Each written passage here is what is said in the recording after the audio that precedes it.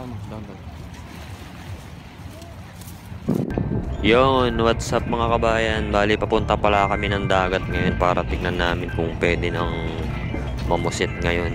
Bali, medyo maganda kasi ang klima tsaka ayon sa Google, naka low tide ngayon ang dagat. So ayan, nandito kami ngayon sa bus dahil mura lang ang pamasahe, 3.45 real lang, kaya nagbus na kami papunta ron. At saka medyo malapit din naman kami sa dagat para makapaglibang-libang na rin. At saka isa pa, makalanghap tayo ng sariwang hangin sa tabing dagat. Para makapag-refresh na rin tayo. Hindi puro trabaho na lang tapos yung mga katrabaho mo, sip-sip na lang yung lagi mong nakikita. Minsan kasi kailangan din nating i-balance ang life natin para maganda yung takbo.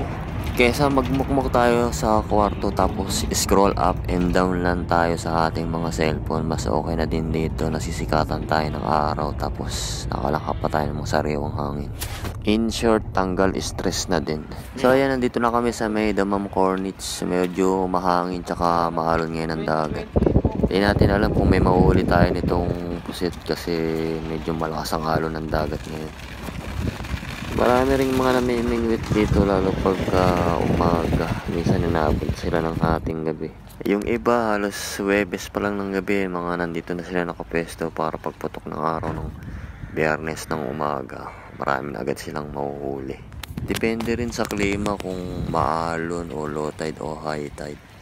Kumunti na nga yung mga namimingwit dito. Dati tambak tong isang hilera na to na mga namimingwit dito. Nire-renovate kasi itong Corniche sa may Coast Guard banda. Pinapaganda siya, ginagawang park na. Kaso ang problema nito, magsisilayo ano yung mga isda tsaka pusit nito dito. Dati halos hindi ka makasingit dito sa dami ng mga rad na nakabalandra dyan ng mga namimingwit. Ngayon is nire-renovate siya, parang ginagawa na lang siyang pasyalan. Tapos sa kabilang kalsada meron ng 500,000 kapihan. Ganda nga namang gawing park itong tabing dagat dapat.